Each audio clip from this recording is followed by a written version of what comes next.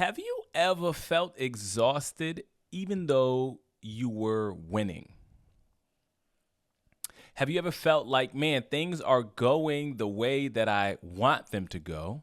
Things are going the way that I dreamed them to go. I mapped this out some years ago, some time ago. I planned for this.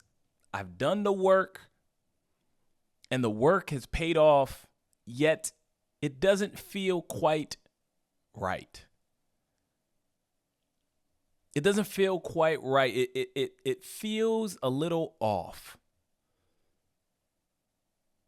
You thought that at this point of doing all of the work and recognizing and realizing some of the dreams and the goals and the accomplishments that you had in mind, you just thought that it would feel different by this point. It'd feel a little bit different. But in fact, it doesn't. It feels off. This is not what you thought that it would feel like. It feels empty. And you're wondering to yourself, how can you continue to navigate this? Why does it feel like you are in this cycle of setting goals, dreaming for what could be, going after it, achieving some, and then finding yourself back in a position where it feels empty again? What is that? What is going on that's making you feel that way? That's what we're talking about today. Before we get into it, welcome.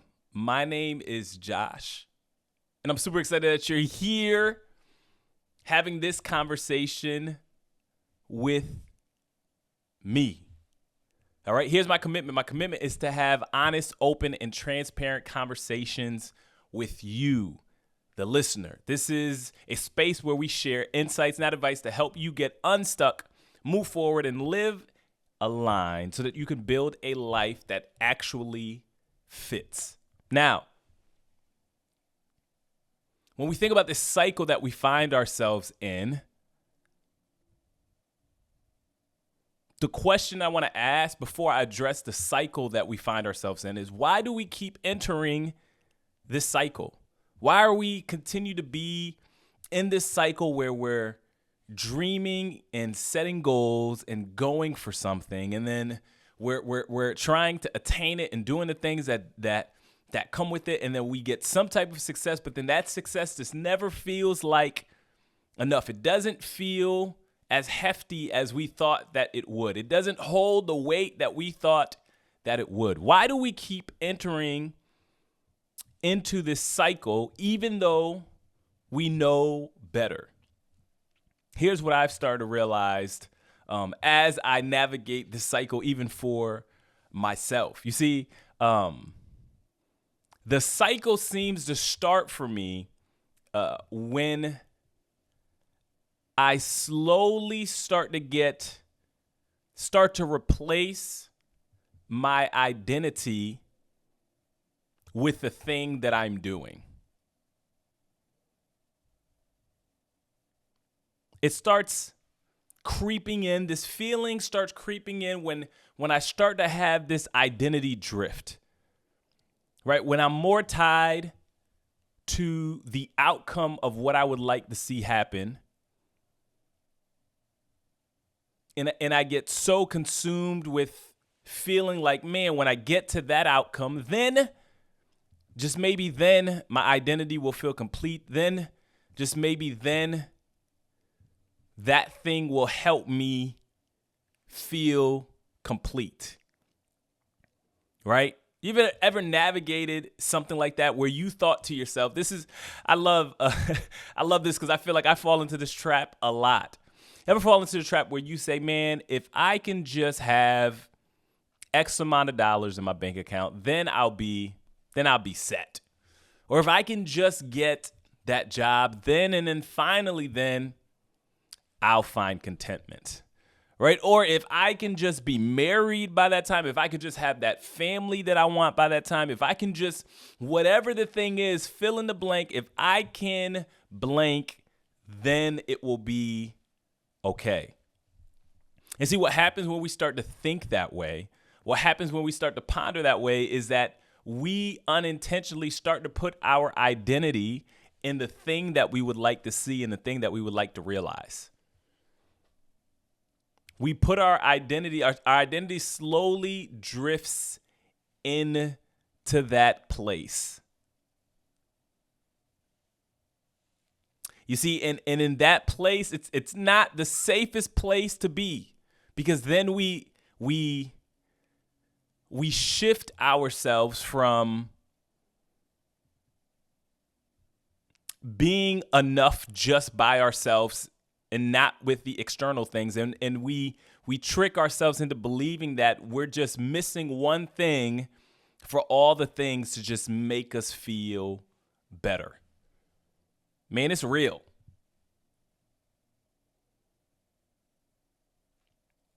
So the thing is, when things start to slow down or someone else starts to seem ahead,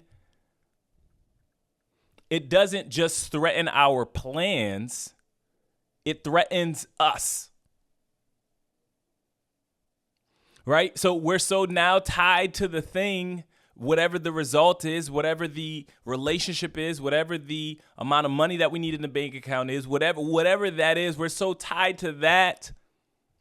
All of a sudden, we don't realize that we've put our identity into that. So now we start to feel triggered when we start to see others moving and maybe moving at a different pace. And it loops us into the cycle. So the first thing that can get us into this cycle of exhaustion, let's call it, this exhaustion cycle, is when our identity starts to drift into the dream or the goal or the outcome that we would like to see. That's one of the things that starts to shift us into that. So one of the reasons why we keep entering into this cycle. But that's not it. It's not just our identity that seems to drift that triggers us into this cycle. You see, the other thing that kind of shifts us into this cycle of kind of comparing and in kind of striving and achieving and then feeling like, man, it's not enough and looping back into that is our timelines. You see,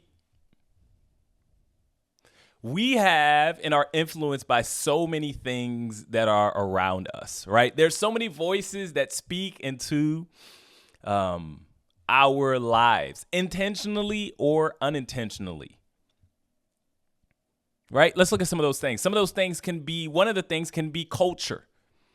Right? Culture says that we should be this or do this by this time, or culture says that we should be driving in this car if we're living this type of lifestyle. Culture says this and that. Culture kind of shapes what we think life should be before we actually experience it, right? Culture speaks to and sets expectations for us before we even realize that those expectations are being set.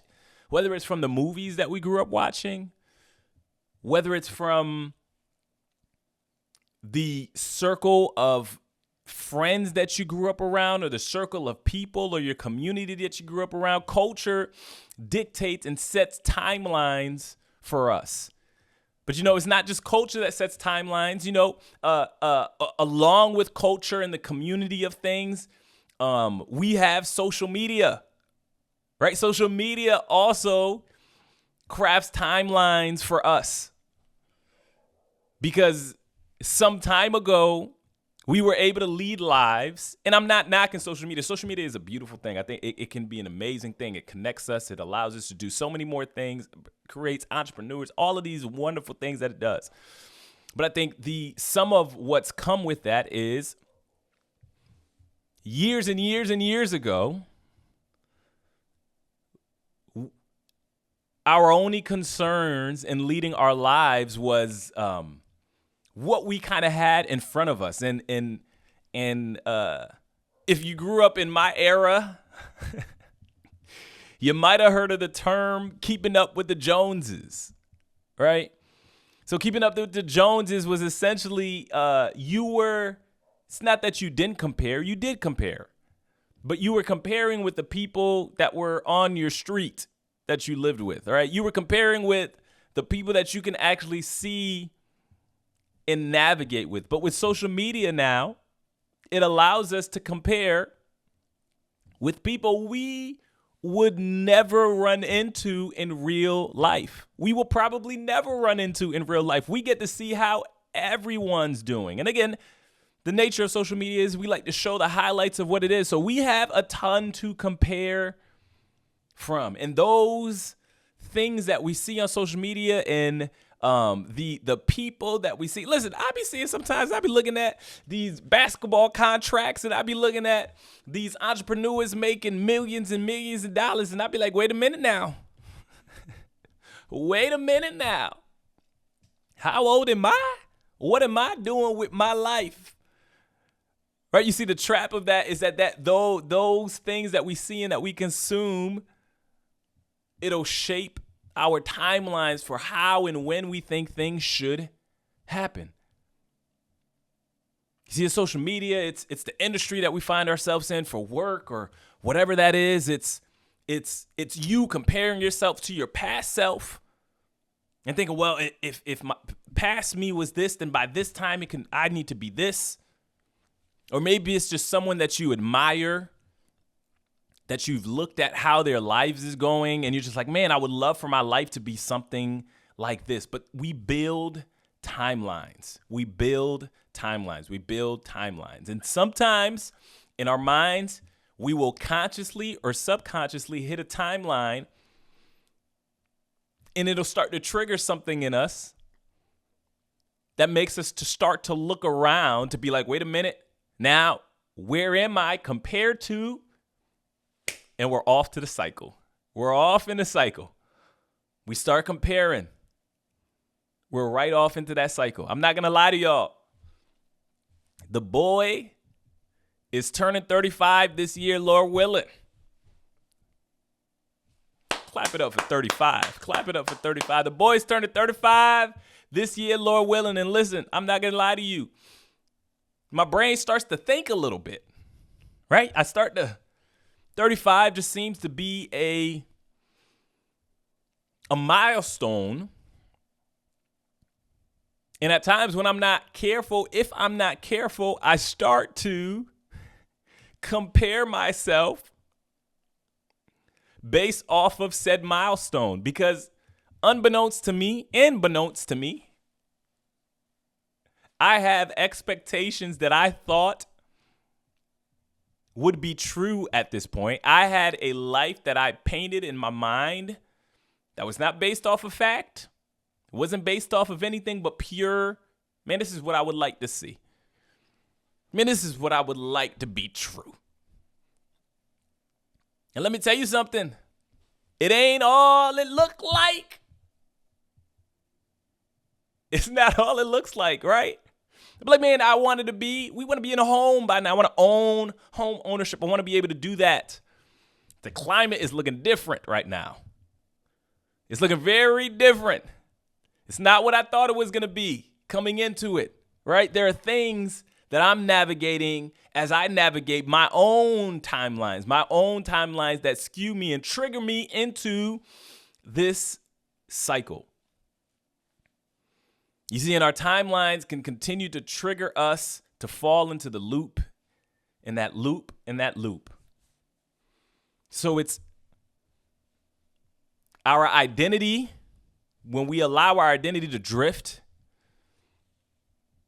we can slip into the cycle. When we are influenced and motivated by the timelines and are triggered by seeing others in their own timelines, it'll slip us right into the cycle. And one of the last things that kind of slips us into that cycle is fear.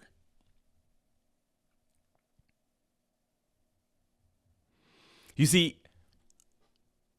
you may be thinking like, yeah, no, Josh, I don't think I'm afraid. I don't think that I'm necessarily afraid of anything that would like move me into that. But fear is a very interesting thing because I realize, at least for me, that fear never presents itself as fear. It presents itself as something else, sponsored by fear. Right? A lot of times in my life, fear never just outright shows myself of like, oh no, I'm afraid of that. It will present itself as something else, sponsored by fear. Right? It could be the fear of being overlooked where you currently are. And that fear starts to now drive you to feel like, man, I need to do something. And you're off to the cycle. Or maybe it's the fear of falling behind. You're seeing others and their lives unfold, and your fear is that you aren't going to keep up, that they're moving at a pace that you are not moving at. It could be the fear of, this one's me, wasting potential. I hate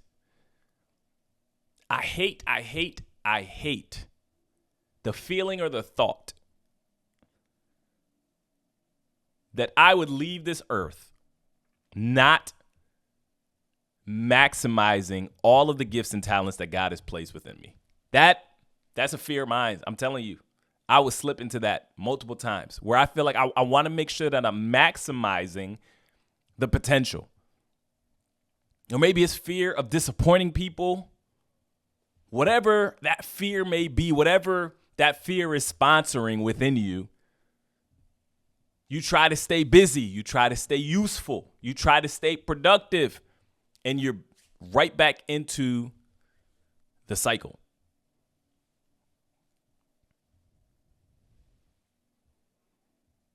You see, those are just some of the things that kick us into that mode, and we need to be aware of those things because we're never going to fully escape those things. But if we're at least aware of those things, we can start to realize what and how has snapped us into this exhaustion cycle.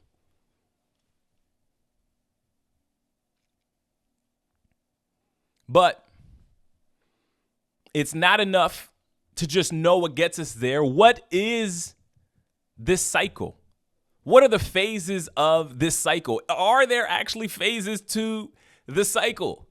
Why do I just know that when I do things and I set a goal and I achieve it, it just doesn't feel like it should feel?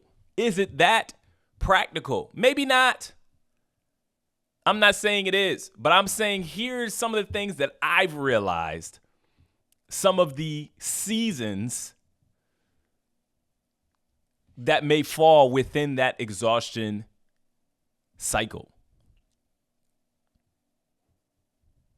And here's why I think that may be helpful for us. You see, I remember, this is not a perfect science, right? And I remember just realizing at some point in my life that there's just different seasons as we navigate the year or whatever the case may be. It's like, man, seasons where I feel super creative and ready to attack and ready to do the things. Seasons where I feel kind of flat and not clear on what it is that I'm about to do next.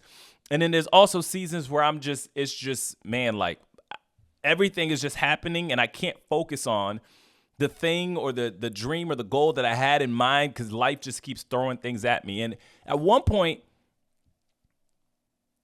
I remember having a conversation, and the person I was having a conversation with, we were talking about things, and he asked me, he's just like, Josh, do you think that there are seasons to your life? Like, do you think that there's seasons to your year? And I remember thinking about that for some time, and after a while realizing like, oh, you know what? I think that there is a rhythm to my year. Now, this isn't a science. It's not always like that, but for the most part, there are these broad stripes, these broad paintings, these broad strokes that wind up being true within my life, whether it's the season of creating where I have the idea and I'm trying to execute on that, the season of just being overwhelmed in my schedule because there's a season of doing and actually just executing, or it's the season of after I just completed something and I'm like, oh man, and I don't have nothing else to work on, and I'm feeling a little bit down in the dumps a little bit. There seemed to be this rhythm to it. So this is what I want to kind of paint and show with this exhaustion cycle. A broad stroke of what these rhythms seem to be as I navigate this loop at times. Right? And here's what I realized. This exhaustion cycle, it's not about laziness or it's not about lack of discipline, right? Because sometimes we think that we are exhausted because we're just so we're either doing so much and that's what makes us exhausted, like we're tired, exhausted, or in this exhaustion cycle, sometimes we think that, because we're lethargic and it's just like, oh man, like I just can't do anything. And it just, when you're lethargic, you feel exhausted at times, or you feel like, man, maybe I'm just lacking the discipline in this thing. It's not about that. The cycle is actually not about that. I think in this cycle, I think what happens is we start to look at what happens when our identity gets tied to our output. Right? I feel like for me, the times that I feel most exhausted is when I put my identity into the output or the outcome of what something was going to be. And it's not necessarily the work that exhausts me, but it's the not realizing the potential, or not realizing, or the thing not feeling like what I thought it should on the back end because I put my whole identity in the thing. Let's get started. First thing in this cycle is comparison. You see, when we hit this cycle, this loop, it's typically because we start comparing ourselves based off of our timelines, based off of our identity. We start comparing ourselves to those that are around us. We start saying things like, I'm behind. Everyone else, it's moving and shaking for everyone else. I got to do something. I'm behind. We start saying things like, man, they're doing more than I'm doing. Right? We start saying things to ourselves like, man, I should be further than I am right now. You see, comparison is the entry point into the cycle. You see, and we can compare ourselves to the external things that are going around ourselves, but we also compare ourselves to the internal things going on. We compare ourselves to our ideal selves versus our current selves. Right? We look at the me that I want to be, or the me that I think everyone wants me to be, or the me that looks the sexiest to be. We look at that and we compare ourselves to that. And that triggers us into the cycle. We compare our pace to a timeline that we've never actually set for ourselves. It's just something that we inherited. It's something that we learned from wherever it was, but we compare ourselves to that. And see, when we find ourselves in comparison,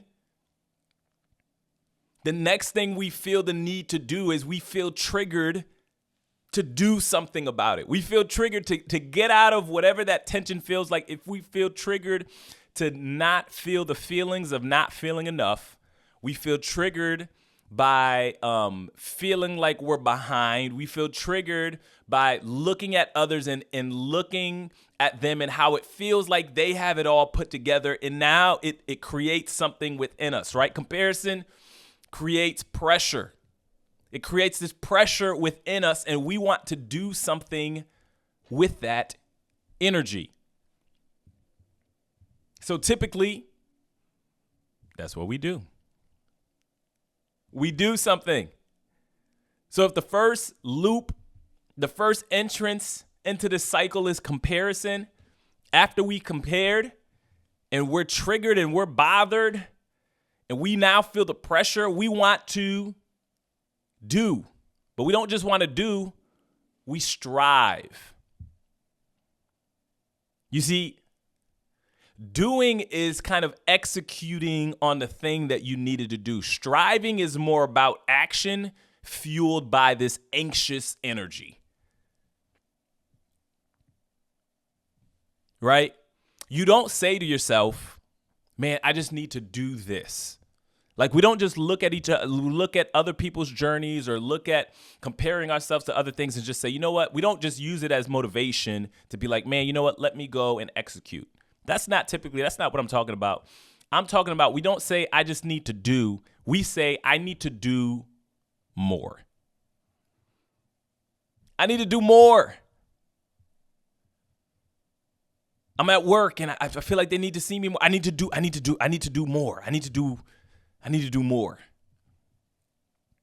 Or I'm looking at, I just hopped off social and now they're on vacation and I need to do more. I need to figure out I need to do more. Right? I need to do more. If I can just get on that vacation too and take that picture, then this feeling will go away and I'll feel complete.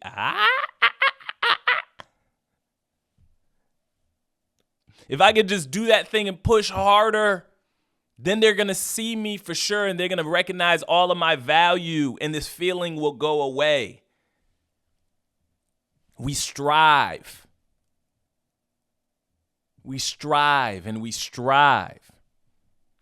And it looks productive, but it's actually it's just us being reactive. We're overcommitting. We're saying yes too quickly. We're hustling without a direction. We're working from this fear of not wanting to fall behind. You see, when we strive, striving says my value increases if my effort increases. And that's where we start to slip and lose our identity. Well, my value will increase if I just do more, if I just increase my effort. We go into striving. And if we're lucky, we strive enough to achieve the thing. It's the third part of the cycle. We strive enough to achieve. We did it. Finally. This is great. You get the applause. Great idea. Good job. But then something happens. You're home and you're just like, man, was that it? I felt like things should feel better than this. I did all of that. I thought that would feel better. You see, achievement, it delivers what we thought it would, but just for a little while. Just for a little while. Just a quick hit. A quick moment of validation. A quick temporary quiet in your head. A relief that doesn't actually last. Which then brings us to this emptiness feeling. The feeling of, why doesn't this feel like I thought it would? Like, is this it? I never forget that feeling for myself. I remember when I was in high school, I wasn't the most scholarly. You see, I didn't equate my education with what I was going to do afterwards, so I just did not care.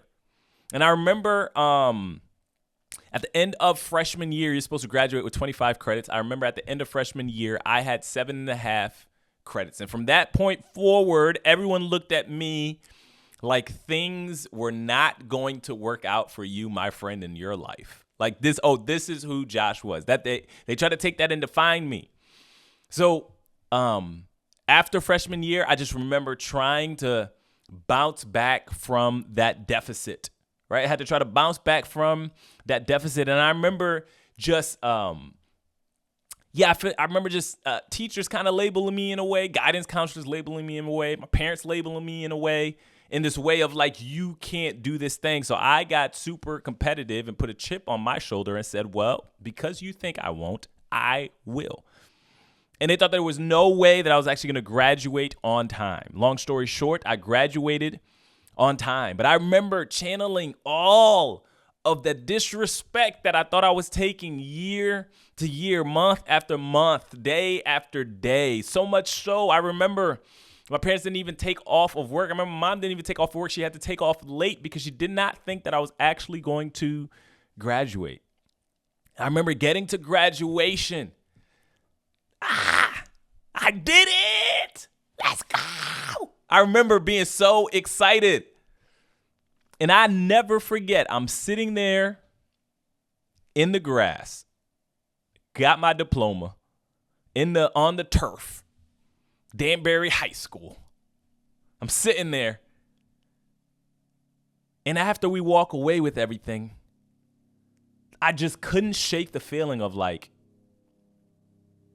this is it? Like, I did all of that for this?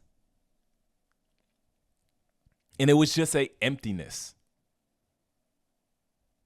And it was weird because in this moment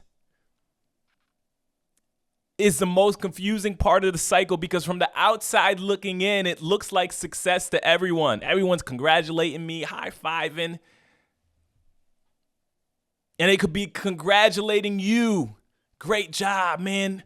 That was so good. You did such a great job. But on the inside, for you, it just feels hollow.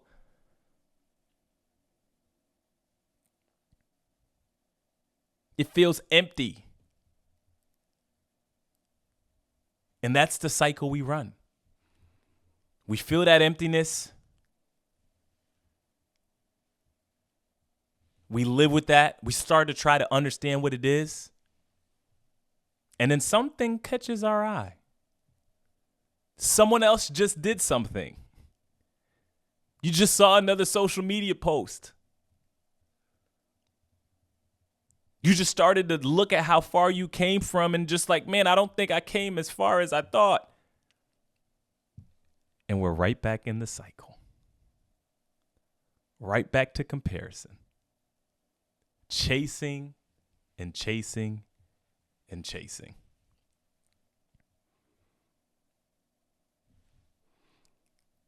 The first step to changing something is being aware of the thing. And I hope this brought some language to what it is that you may be navigating or what you feel like you're navigating at times, because it's brought some language to it for me. And as we navigate, I want to continue to try to address and bring language to how we can navigate this loop. How do we continue to navigate this loop? But for now, join us next time as we continue the conversation. My name is Joshua.